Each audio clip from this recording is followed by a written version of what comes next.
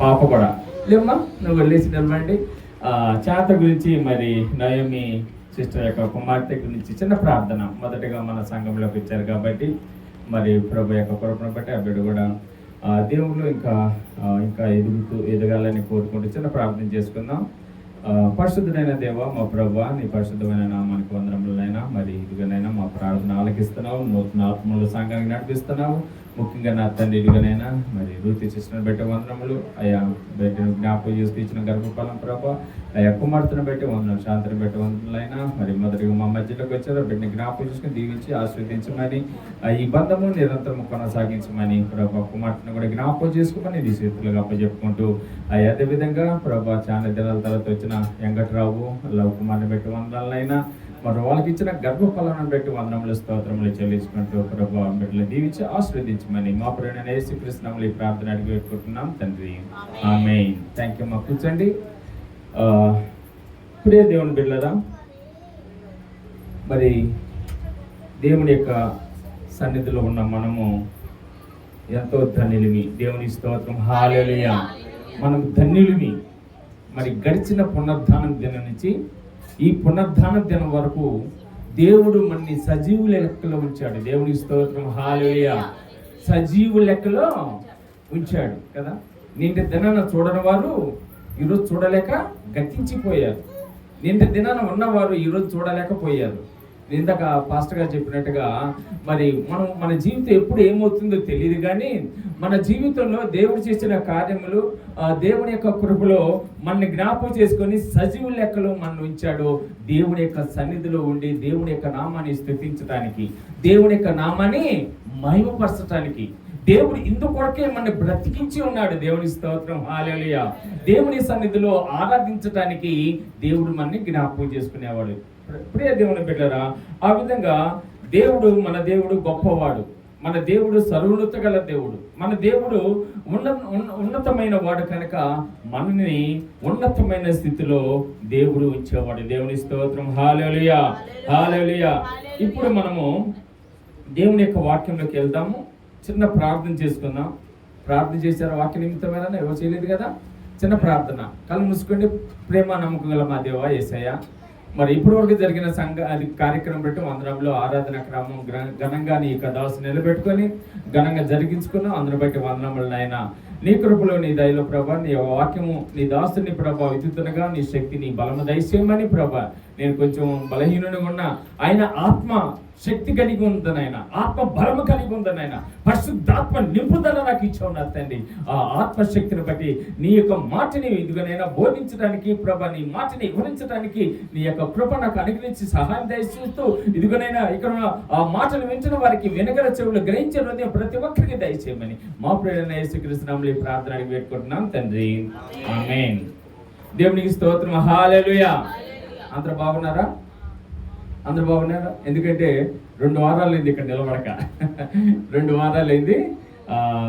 ఈ వారం కూడా మరి ప్రభు ఎందుకో నువ్వు నిలబడాలి అంటే నేను కూర్చొని చెప్పొచ్చు, కానీ నాకు ఇష్టం ఉండదు. వాక్యము అది దేవుని మాట, అది దేవుని యొక్క నామంలో నిలబడి చెప్తేనే మనకి శక్తి ఇస్తాడు దేవుని స్తోత్రం, హల్లెలూయా.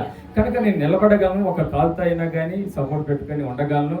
కానీ గాయమైన కాల్ని స్వస్థపరిచేది ఆయనే కాబట్టి ఆయనకే ఒప్పచెప్పుకుంటున్నాను. ఆ విధంగా మరి మీరందరూ కూడి వచ్చిన ప్రతి ఒక్కరికి మరొకసారి నా హృదయపూర్వక వందనాలు తెలియజేసుకుంటున్నాను. చక్కటి ఆరాధన నడిపించిన పాస్టర్ గారికి నా ప్రత్యేకమైన వందనములు తెలియజేసుకుంటున్నాను. నాకు ఎంతో సపోర్టివ్గా ఉంటున్నాడు. కొన్ని దినాల నుంచి నేను నడవలేని స్థితిలో ఉన్నాను, కుటుంబ ప్రార్థనలకు వెళ్ళలేని స్థితిలో ఉన్నాను. మరి ఇక్కడైతే విజ్ఞాప ప్రార్థనకైతే కష్టపడి పైకి వస్తున్నాను, కానీ మరి పాస్టర్ గారే ఆరాధన నడిపిస్తున్నాడు. శుక్రవారం విజ్ఞాప ప్రార్థన నడిపిస్తున్నాడు. చక్కగా అద్భుతంగా వాక్యాలు చెప్తున్నాడు. అయితే మరి ఈ వారము దేవుడే మరి నిలబడి నువ్వు వాక్యం చెప్పాలి అనే ఆలోచన ఇచ్చాడు. అందుకే నేను వాక్యం తీసుకుంటాను అని ఐగవత నేటి దినాన్ని చెప్పాను. చెప్పడం ద్వారా మరి ఈరోజు దేవుని సన్నిధిలో నిలబడుతున్నా. ప్రియ దేవుని బిడ్డలారా, ఈరోజు వాక్యం ఏంటంటే బలము. వాక్యం ఏంటి? బలము. మనకి ఏ పని చేయాలని ఏం కావాలి?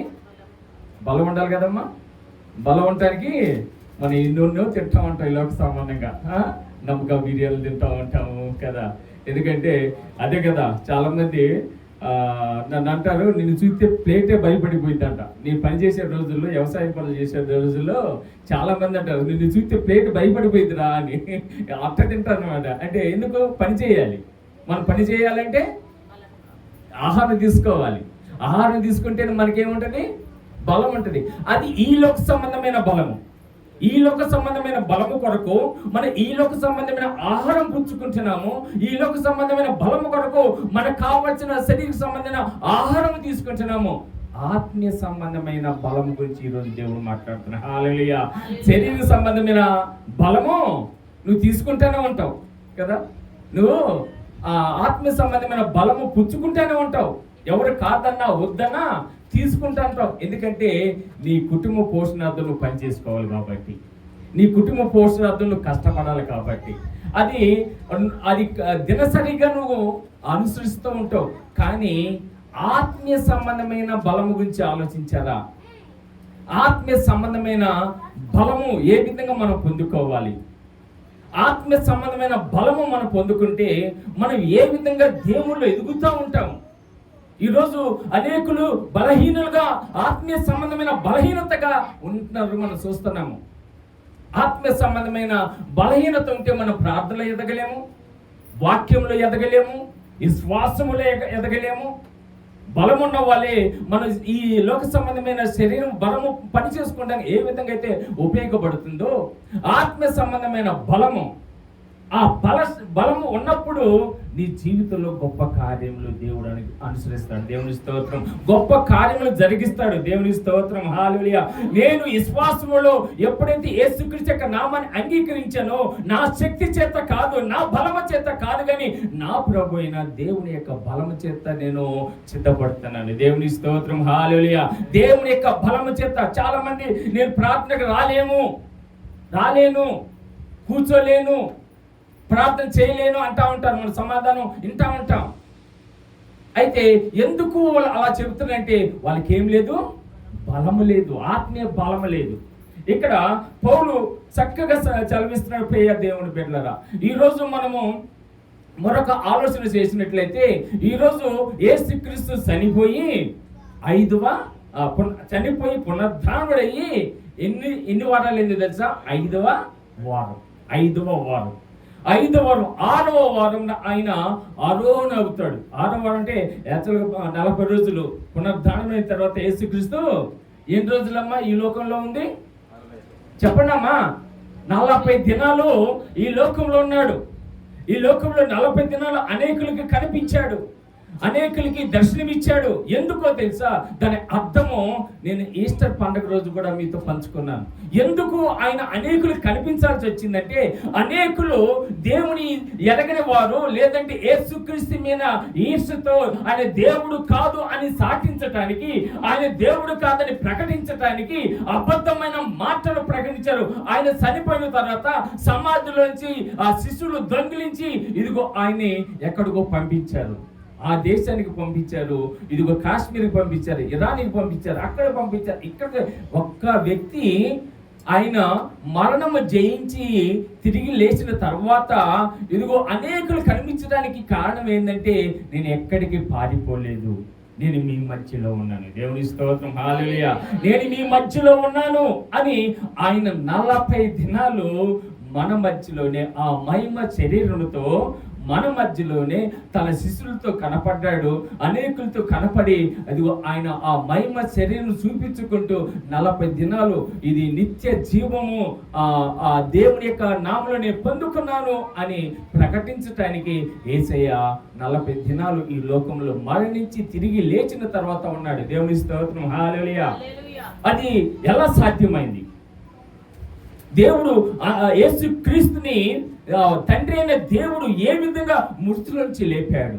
ఆ పునరుద్ధానం యొక్క శక్తి, ఆ గొప్పతనం ఏమిటి? ఆ పునరుద్ధాన బలం ఏంటి? ఆ నూతన జీవం పొందుకుంటాను ఎలాగా? ఈరోజు దేవుని వాక్యంలో తెలుసుకోవాలి ప్రియ దేవుని బిడ్డలారా. ఆ పునరుద్ధాన శక్తి లేకనే అనేకులు పడిపోతున్నారు. సన్నగిల్లిపోతున్నారు అనేకులు నశించిపోతున్నారు అనేకులు ఇదిగో ఆ ఆత్మీయ జీవితాన్ని పతనం చేసుకుంటున్నారు. ఆ పునరుద్ధానం శక్తి లేక, ఆ పునరుద్ధానం బలము లేక, ఆ పునరుద్ధానం యొక్క గొప్పతనం తెలియక ఇదిగో అనేకులు ఆత్మీయ విశ్వాసం పొందుకోలేక గతించిపోతున్నారు. ఈరోజు మనమైతే ఆ పునరుద్ధాన శక్తి ద్వారా, ఆ పునరుద్ధాన బలము ఎంత గొప్పతనం ఏంటో మరొకసారి జ్ఞాపకం చేసుకుందాం. ప్రియ దేవుని బిడ్డలారా, దేవుని యొక్క వాక్యంలో, చదవబడిన వాక్యంలో అపొస్తలుడైన పౌలు చక్కగా ఎఫెసీయుల సంఘానికి రాస్తూ పలుకుతున్న మాటలను జ్ఞాపకం చేసుకుందాం. దాంట్లోనే అర్థాన్ని జ్ఞాపకం చేసుకుందాం. 20వ వచనంలో ఆయన ఆ బలాతిశయము చేత, ఆగమ్మా, ఆయన ఎవరైనా యేసుక్రీస్తు. ఆయన కొత్త నిబంధనలో ఆయన అన్నప్పుడల్లా ఎవరో కాదు, మన ప్రభువైన యేసయ్య. ఆయన గురించి రాస్తూ ఆ పునరుద్ధానం శక్తి ఎలా పొందుకున్నాడు, ఆ నూతన జీవం ఎలా పొందుకున్నాడంటే ఆయన ఆ బలాతిశయము చేత. ఆ బలాతిశయం అంటే ఏంటి? ఆ బలం అంటే ఏంటి? ఆ శక్తి అంటే ఏంటి? ఈరోజు నువ్వు నేను కలిగి ఉండాలి. ఇప్పుడే దేవుని బిడ్డలారా, ఆత్మశక్తి ఎవరికైతే ఉంటుందో ఆ బలం ఉంటుంది. దేవుని స్తోత్రం, హల్లెలూయా. ఆత్మశక్తి ఎవరికైతే ఉంటుందో, ఆత్మ బలము ఎవరికైతే ఉంటుందో ఆ బలము దేవుని యొక్క బలమై ఉండాలి. దేవుని స్తోత్రం, హల్లెలూయా. శరీర సంబంధమైన బలము కాదు, శరీర సంబంధమైన ఆలోచన కాదు, కానీ ఆత్మీయ బలమైన బలం ఉండాలి. ఏ బలం ఉండాలమ్మా? ఆ బలం అంటే ఏంటో తెలుసా? తండ్రి అయిన దేవుని యొక్క చిత్తము గుర్తెరుగుట. దేవుని స్తోత్రం, హల్లెలూయా. తండ్రి అయిన దేవుని యొక్క చిత్తము గుర్తెరుగుట. ఆ బలము యేసుక్రీస్తు ఆయన మానవుడిగా జన్మించాడు, శరీర దానుగా జన్మించాడు. కానీ ఆయనలో ఏ బలం ఉందో తెలుసా? తండ్రి అయిన దేవుని యొక్క బలము కలిగి ఉన్నాడు. ఆయన పనుల కొరకు, ఆయన చిత్తం జరిగించడానికి, ఇదిగో తాను ఆ మరణం పొందుకోవటానికి ఆయన సిద్ధపడ్డాడు. ఆ బలము చేత ఆ మరణాన్ని జయించాడంట. దేవుని స్తోత్రం, హల్లెలూయా.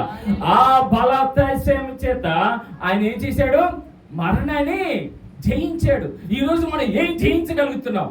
దేవుని శక్తి నీలో ఉందా? అసలుకి దేవుని శక్తి కలిగి ఉండటానికి దేవుని యొక్క ఆత్మీయ జీవ ఆహారాన్ని నువ్వు భుజించగలుగుతున్నావా? ఆత్మీయ శక్తి నువ్వు భుజించగలుగుతున్నావా? ఆత్మ బలము నువ్వు భుజించగలుగుతున్నావా? ఆత్మలను ఎదగటానికి, ఆ దేవుని యొక్క సిద్ధపాటులో కలిగి దేవుని యొక్క పనులు చేయటానికి నువ్వు సిద్ధపడినట్లయితే దేవుడు ఆ బలాతిశయము చేత నిన్ను ఆశీర్వదిస్తాడు. దేవుని స్తోత్రం, హల్లెలూయా. ఆ దేవుడండి, దేవుడు. ఇందాక శోభ చెప్పింది, ఏడమ్మా రిజల్ట్ తక్కువ వచ్చింది, బాధపడొద్దండి. నేను ఫెయిల్ అయినాను, ఫెయిల్ అయ్యాను, నన్ను ఫెయిల్గా ఉంచాడా? 10th క్లాస్లో ఫెయిల్ అయ్యాను, కానీ దేవుడు ఎంతగా జ్ఞాపకం చేసుకున్నాడు. మన జీవితంలో ఎదుగుదల ఇచ్చింది ఎవరు? దేవుడు. నిన్ను ఉన్న చోటను ఉన్నవాడు, ఉన్న చోట పడిపోయినవాడు పడిపోయినట్టు నేను లేవనెత్తుతాను దేవుడు. హల్లెలూయా, హల్లెలూయా. దేవునికి మహిమకరంగా జీవించడం నేర్చుకోవాలి. దేవునికి మనము మహిమకరంగా జీవించినప్పుడు ఆయన నీకు శక్తిని ఇస్తా అన్నాడు. హల్లెలూయా. ఏమిస్తా అన్నాడు? శక్తిని ఇస్తా అన్నాడు. దేవుని స్తోత్రం, హల్లెలూయా. దేవుని యొక్క శక్తి బలము కలిగి ఉండాలి. దావీదు అంటాడు, ప్రియ దేవుని బిడ్డలారా, 1 సమూయేలు గ్రంథము 17వ అధ్యాయం 23వ వచనంలో నీకు బలము చాలదంట. దేవుని చూడండి, ఆ సమయంలో చిన్న బాలుడు ఎవరు చిన్న బాలుడు? దావీదు. 1 సమూయేలు గ్రంథము 17వ అధ్యాయం 33వ వచనం. 17వ అధ్యాయం త్వరగా.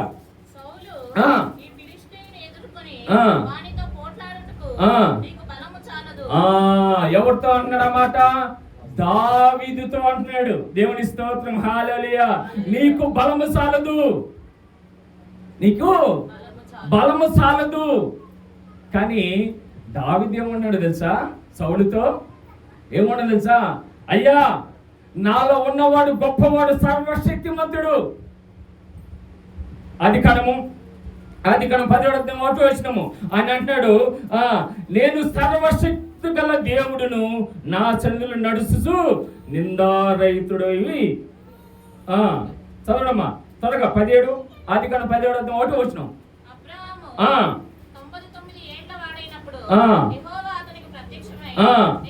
నేను సర్వశక్తి గల దేవుడును నా సన్నిధిలో నడుచుచు నిందారహితుడై ఉండుము. ఏ విధంగా? నేను సర్వశక్తి గల దేవుడును. నేను ఎవడమ్మా? సర్వశక్తి. నీకు దేవుని ఆరాధించడానికి శక్తి సరిపోవట్లేదేమో, దేవుడి కార్యం చేయడానికి బలం సరిపోవట్లేదేమో, కానీ దేవుడు అంటాడు నేను సర్వశక్తి గల దేవుడిని. దేవుని స్తోత్రం, హల్లెలూయా. నేను ఎవరిని? నీకు ఏ బలహీనత ఉందో ఆ బలహీనత లేకుండా చేస్తాను. వెంకటరాజు చెప్పిన సాక్ష్యంలో వాళ్ళకున్న బలహీనతలు ఏంటిది? అనేకమండి, కానీ ప్రధానమైనది ఏంటంటే వాళ్ళకి గర్భఫలం లేదు, చిత్తపాటు లేదు. దేవుడు బలపరిచాడా బిడ్డల్ని? దేవుని స్తోత్రం, హల్లెలూయా. వ్యక్తిగతంగా వాళ్ళ గురించి నేను రోజు ప్రతిదినం ప్రార్థన చేస్తూనే ఉంటాను.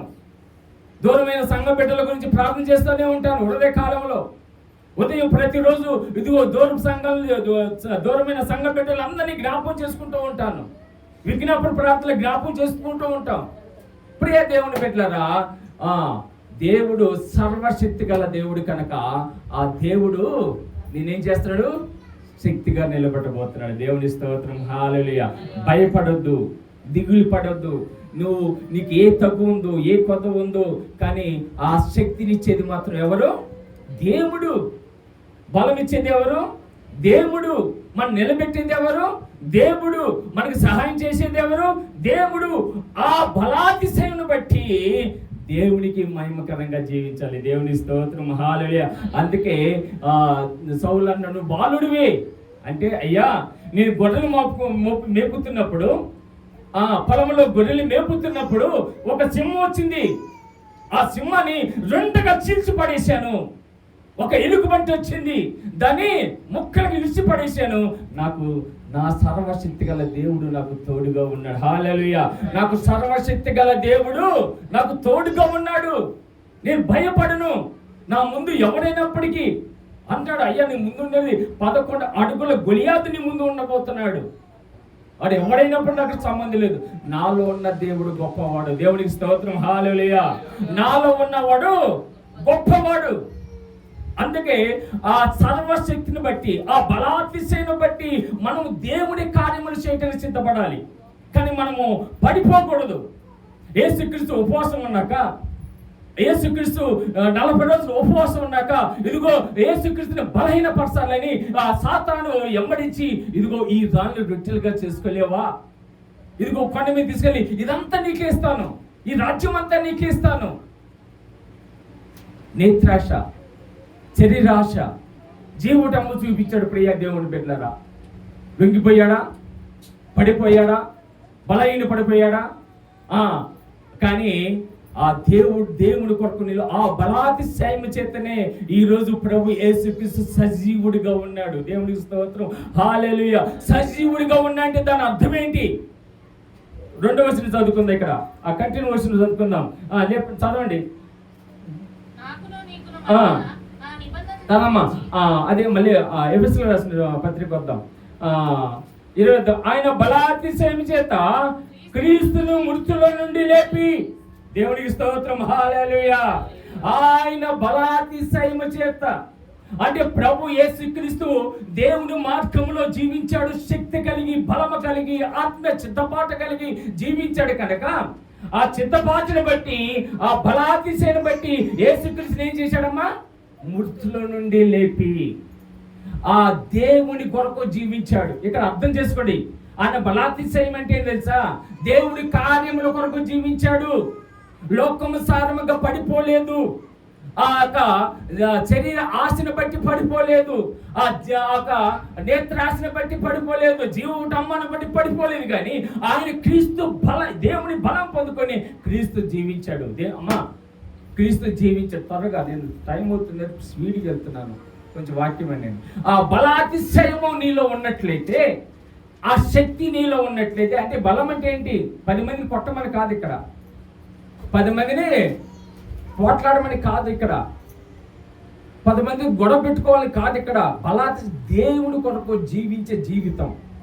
ఒక మాటలో చెప్పాలంటే బలం అంటేనమ్మా, దేవుడి కొరకు చాలా మంది ఆ ప్రార్థన సమయంలోనే ఏదో ఒక పని వచ్చింది, దాన్ని ఎదిరించాలి. దాని అర్థం ఏంటంటే ఎదిరించాలి. నా దేవుడి కార్యం ఉంది, నా దేవుడి ఆ సన్నిధిని స్తుతించాలి, మహిమపరచాలి. ఈరోజు నా దేవుడి దినము, ఇదిగో నాకు 6 దినాలు ఇచ్చాడు, వాటన్నిటిని నేను వాడుకున్నాను.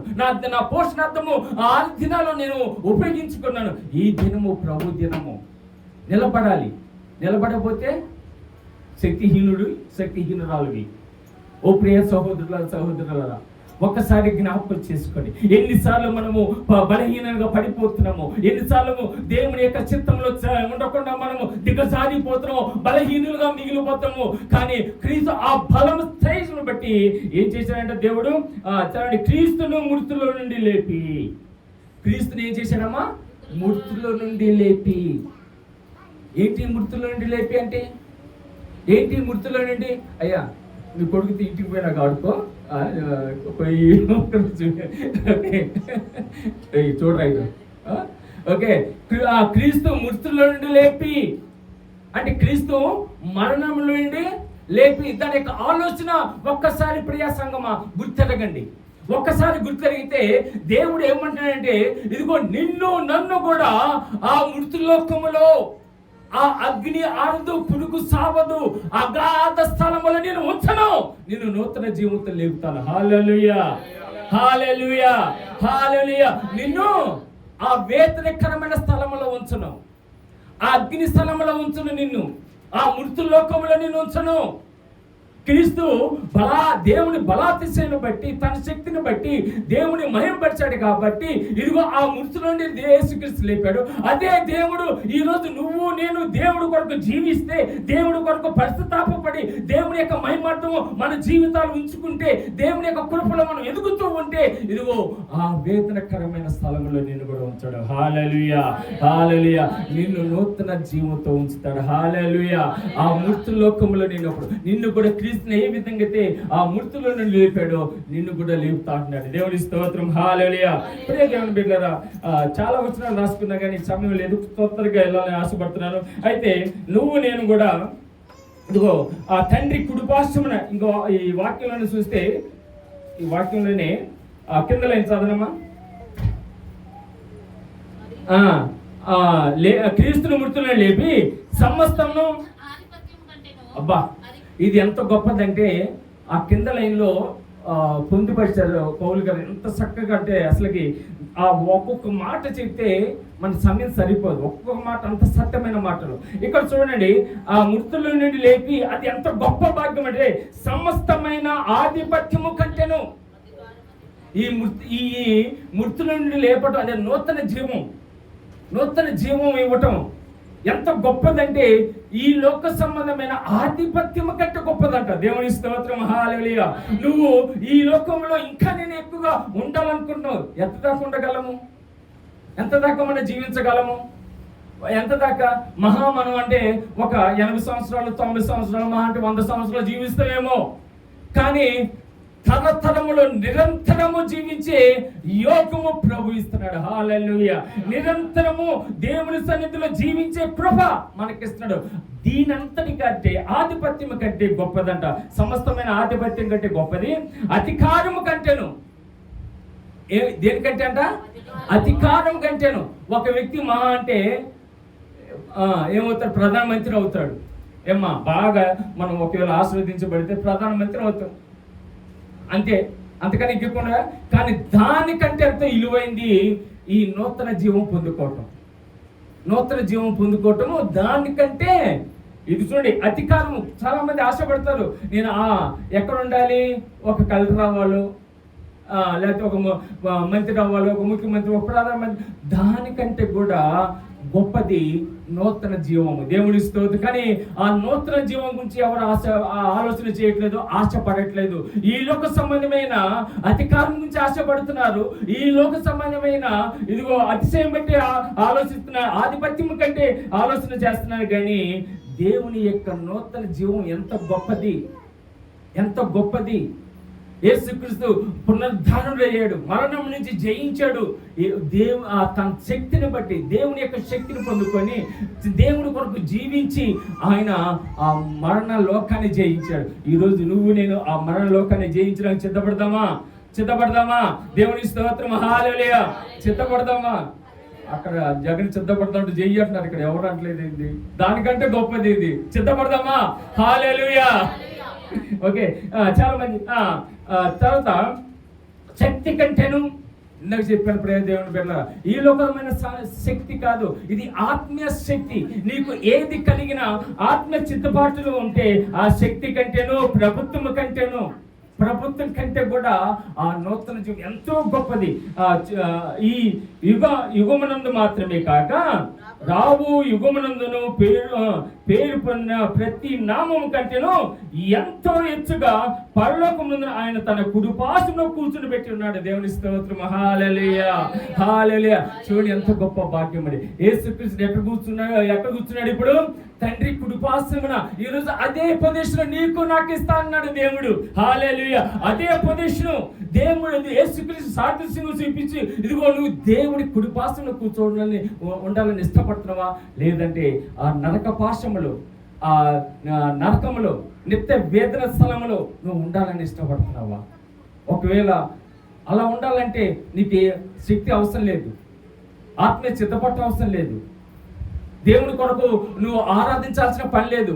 ప్రియ దేవుని బిడ్డ, ఈ లోకంలో ప్రతి దానికంటే అతి విలువైంది ఏంటంటే నూతన జీవము, పునరుద్ధానం జీవము, పునరుద్ధాన శక్తి.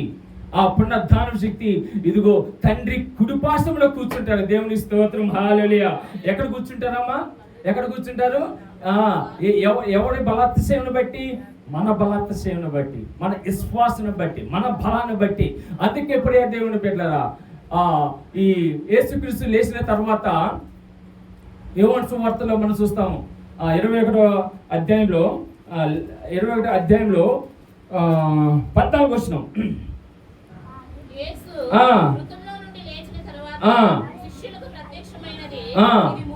ఇది మూడవసారి. గత 2 సార్లు యేసుక్రీస్తు శిష్యులకు కనిపించాడు. ఆ పునరుద్ధానం ఆదివారం రోజు ఒక రోజు కనిపించాడు. ఆ తర్వాత రోజు ఆ తోమ లేడు. ఆ రోజు మొదటి రోజు ఆ తోమ కొరకు ఆయన విశ్వాసాన్ని బలపరచడానికి తోమ గురించి శిష్యులతో కనపడ్డాడు. ఈ రోజు మరొకసారి కనపడుతున్నాడు. ఈ రోజు నీతో నాతో మరొకసారి మాట్లాడుతున్నాడు దేవుడు. పునరుద్ధాన శక్తి ద్వారా మాట్లాడుతున్నాడు. ఇదిగో ఆయన మాట్లాడినప్పుడు ఒక కోరిక ఒక వ్యక్తితో కోరాడండి. ఒక కోరిక ఒక వ్యక్తితో కోరాడు. ఆ కోరిక ఏంటో తెలుసా? చదవండి 10వ వచనం. వారు భోజనం చేసిన తర్వాత యేసు సీమోను పేతురును చూసి, వీరికంటే నన్ను ఎక్కువగా ప్రేమించుతున్నావా? దేవుని స్తోత్రం, హల్లెలూయా. పేతురుతో మాట్లాడుతున్నాడు దేవుడు. తన శిష్యులతో అంతకుముందే ఆయన సావంత భోజనం అయిపోయింది. వాళ్ళు అంతకుముందే వాళ్ళు ఏం చేశారంటే, ఇంకా మాకు ఎవరు ఆధారం లేదని చేపలు పట్టుకుంటానికి వెళ్ళారు. వాళ్ళందరూ ఎవరు? చేపలు పట్టుకునేవాళ్ళు. యేసుక్రీస్తు శిష్యుల్లో చాలా మంది వాళ్ళ వృత్తి ఏంటమ్మా?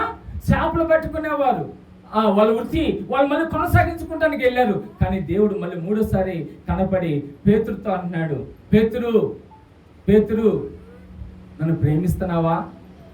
10వ అధ్యాయం 10వ వచనంలో అంటాడు, నువ్వు నన్ను ప్రేమిస్తున్నావా అని ఎన్నిసార్లు అడిగాడు? 3 సార్లు అడిగాడు, నువ్వు నన్ను ప్రేమిస్తున్నావా? ఈరోజు ప్రియ దేవుని బిడ్డలారా, ఇక్కడ కూర్చున్న నన్ను దేవుడు అడుగుతున్నాడు, నువ్వు నన్ను ప్రేమిస్తున్నావా? ఎందుకంటే నేను నిన్ను మొదటగా ప్రేమించాను కనుక. నేను నిన్ను ప్రేమించాను. నువ్వు నన్ను ప్రేమించలేదు మొదటగా, నువ్వు నన్ను ఎన్నుకోలేదు మొదటగా. ఇక్కడ ఎవరైనా మొదటగా మనకు దేవుని గుర్తు, నేనేది గుర్తరగలేదు. నేను అన్ని దేవుళ్ళు ఒక దేవుడు అనుకున్నాను, యేసయ్యని. అన్ని దేవుళ్ళతో పాటు ఈ పటం కూడా పెట్టాను. నేను అన్ని దేవుళ్ళతో పాటు ఈయన కూడా పూజ చేసేవాడిని.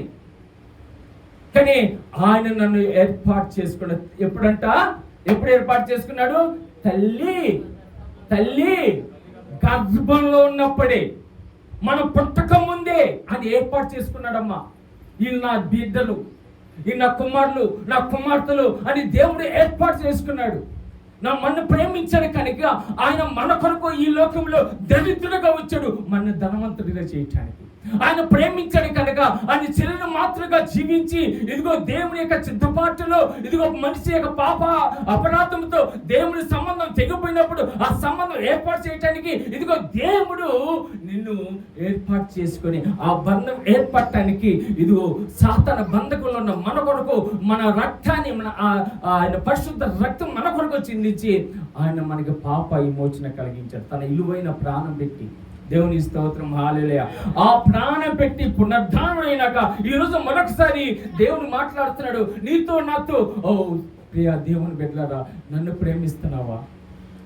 నన్ను ప్రేమిస్తున్నావా అంటే దాని ఆలోచన ఏందమ్మా? దాని ఆలోచన ఒకసారి ఆలోచించండి.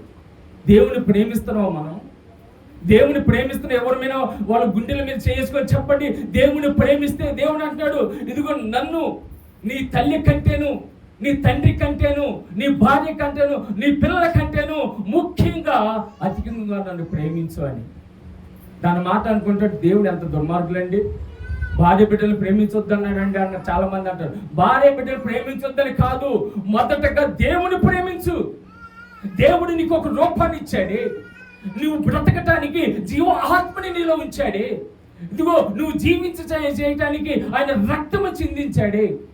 ఆయన కొరకు మనం ఎంతగా దేవునికి సమర్పించుకొని ఆయన నామాన్ని ప్రేమించే వరకు ఉండాలి. కానీ ఈరోజు మనకి ఏది ఎక్కువైతే వాడిని ప్రేమిస్తున్నాం కానీ దేవుని ప్రేమించట్లేదు.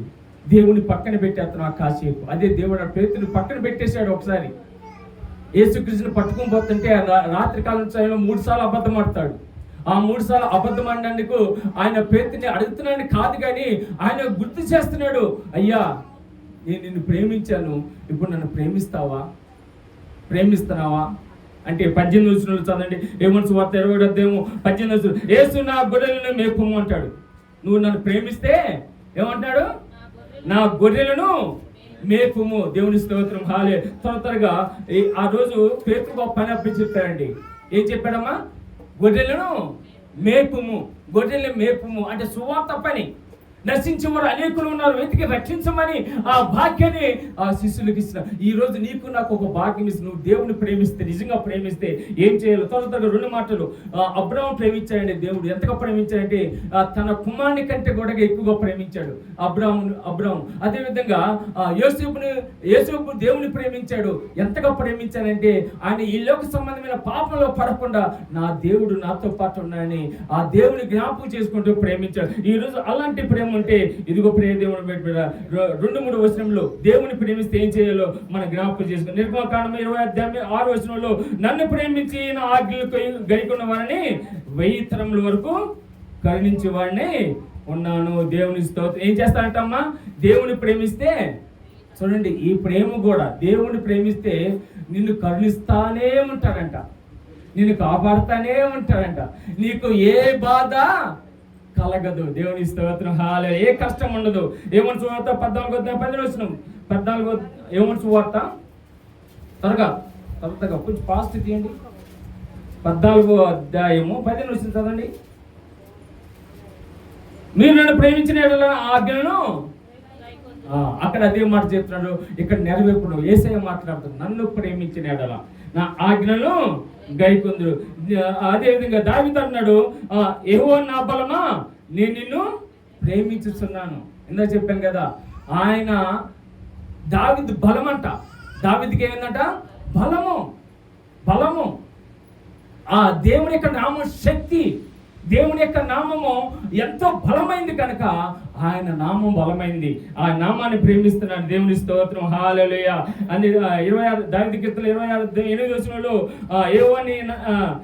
యెహోవా నీ నివాస మందిరమును, నీ తేజో మహిమను నిలుసు స్థలమును నేను ప్రేమించుతున్నాను. దేవుని ప్రేమించడం అంటే దేవుని మందిరాన్ని కూడా ప్రేమించాలమ్మా. దేవుని ప్రేమించాలంటే ఏం చేయాలమ్మా? దేవుని మందిరాన్ని కూడా ప్రేమించాలి. ఎక్కడి నుంచి నీకు ఆశీర్వాదాలు వస్తాయి? దేవుని మందిరం నుంచే, దేవుని సన్నిధి నుంచి. ఆయన తేజోమహిమను. అందుకే అదే దావీదు కీర్తనలో మనం ఇందాక చదువుకున్న వాక్య భాగంలో మనం చూస్తాం. కొంతమంది ఆ గురించి వాళ్ళకి నోరుండి మాట్లాడలేవు, చెవులుండి వినలేవు, కాళ్ళుండి నడకలే. మన దేవుడు మాట్లాడే దేవుడు.